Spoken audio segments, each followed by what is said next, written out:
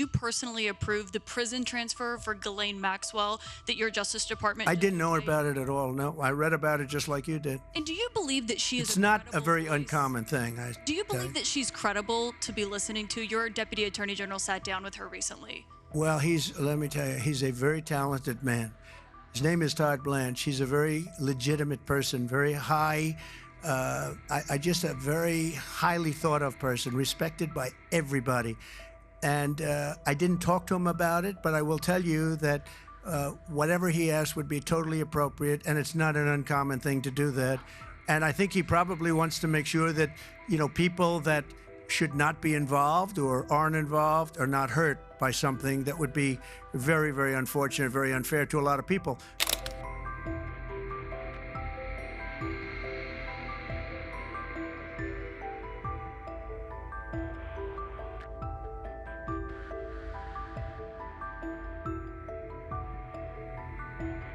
You said this morning that you probably won't be running for a third term. This weekend, Secretary of State Rubio said that he thought J.D. Vance would be a great nominee. You could clear the entire Republican field right now. Do you agree that the heir apparent to MAGA is J.D. Vance? Well, I think most likely, in all fairness, he's the vice president. I think Marco is also somebody that maybe would get together with J.D. in some form. I also think we have incredible people, some of the people on the stage right here. So it's too early, obviously, to talk about it, but certainly he's doing a great job, and he would be probably favored at this point. And on Texas, if Texas redrawing their congressional map would get you 5 safe red seats, means that California, New York, Illinois, and Maryland are all going to redraw their maps to add safe. Well, they'll do it anyway. Is it worth it? Yeah, they'll do it anyway. Why? If we stop over there, they would have done it anyway. Look, a lot of these states, I watched this morning as Democrats are complaining, and they're complaining from states where they've done it, like in Illinois, like in Massachusetts. I watched this lunatic, Pocahontas. She's a total lunatic. I don't know what she's on. She's all jumping up and down like I've never seen anything like it, talking about supporting the communist mayor. And he's not a socialist. He's a communist, okay? This is not a socialist man. This is a communist. If you look at any of his policies and go back 6 months, you don't even have to go back further than that. So they want to put a communist in New York. Now, the good news is we have a lot of power over that because we're the ones with the money. We send the money. We don't send the money. It's up to the White House, a lot of power in the White House. But when I watched her jumping up and down, talking about that and supporting the communists, but if you look at what's going on with the redistricting or whatever you want to call it, the Democrats have done it long before we started. They've done it all over the place. They did it in New York. They did it in a lot of different states. But in Massachusetts, so somebody used this as an example today. I was interviewed this morning, and they said, it's pretty unfair. Trump got 40%. I'm not proud of that, but I think I probably got more, but that's okay. I got 40% in Massachusetts, and yet they have 100% of the vote in terms of Congress. So there's no Republican, there's no anything. So we should have 40%. You know why? They redistricted, and they've done it all over the place. And they've done it in California, by the way. Before this, they've done it in California. So we'll see what happens. We have a wonderful governor in Texas. He feels strongly about it. It's going to be up to him. I think there's tremendous support for it.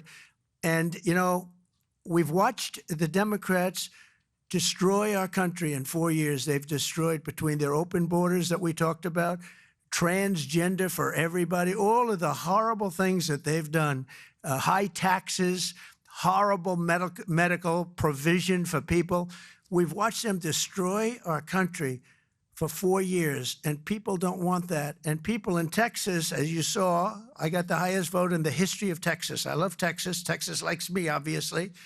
But I got the highest vote, and that was checked out on the show. Did you see that, where they checked it out? They said he actually did get the highest vote in the history of Texas, which disappointed them. They were very disappointed to hear that. But Texas is a place that's done very well with a free enterprise kind of an attitude, with the exact opposite of what's happening in New York with a communist mayor. And they know what they're doing, and they're doing the right thing. Yeah. Two questions for you. Mr. President, thank you. Texas Senator John Cornyn Texas Senator John Cornyn is asking for your help to force Democrats back to the state and hold them accountable. Do you want the federal government and the FBI to help locate and arrest these Texas Democrats who have left the state? Well, I think they've abandoned the state. Nobody's seen anything like it, even though they've done it twice before.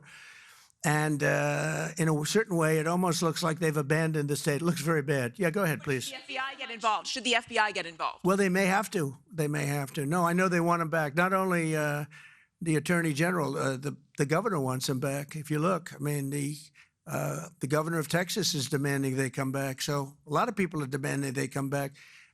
You can't just sit it out. You have to go back. You have to fight it out. That's what elections are all about. Yeah, please. Thank you so much, President Trump.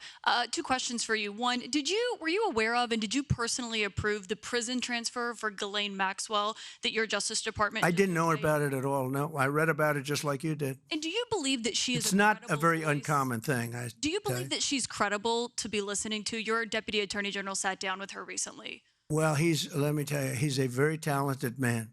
His name is Todd Blanche. He's a very legitimate person, very high, I just a very highly thought of person, respected by everybody. And I didn't talk to him about it, but I will tell you that whatever he asked would be totally appropriate, and it's not an uncommon thing to do that. And I think he probably wants to make sure that, people that should not be involved or aren't involved are not hurt by something that would be very, very unfortunate, very unfair to a lot of people. But I will say this, Todd Blanche is one of the most highly respected people you'll ever meet. So I know this. I didn't discuss it with him, but anything he talked about with her or the fact that he did that, not unusual, number one, and most importantly is something that would be totally above board. Please. Yeah, please, go ahead. Thanks, Mr. President. Mr. President, how much more would you like DOJ to cut from the federal government? Well, it's not so much DOJ anymore. And by the way, I have to say that somebody from DOJ was very badly hurt last night. You saw that. A young man who was beat up by a bunch of thugs in D.C. And either they're going to straighten their act out in the terms of government and in terms of protection, or we're going to have to federalize and run it the way it's supposed to be run. But it's not a question of DOJ. We have great people, secretaries and all, working with DOJ and cutting with I said with a scalpel as opposed with an axe. They're cutting with a fine-tooth comb, and they're getting rid of people that aren't doing their job or bad people or bad things, bad policy, et cetera, et cetera. And I think we've been very successful in that. And there's more cutting to do, but there's also more getting. We want smart people in government. Our country is doing great. I think we are doing probably, maybe in many ways, better than we've ever done before. We're taking in trillions, not billions, trillions and trillions of dollars from other countries who, for years, took advantage of us. They took advantage of the United States like we were children, and that's not happening anymore. Now they're paying a lot of money, and they're paying hundreds of billions of dollars. Individual countries paying hundreds of billions of dollars. You're seeing what everybody else is seeing. And we have a lot of things we can do. One of the questions asked of me this morning is, are you going to make a dividend to the people? And the purpose of what I'm doing is primarily to pay down debt, which will happen in very large quantity. But I think there's also a possibility that we're taking in so much money that we may very well make a dividend to the people of America. Thank you all very much. Thank you.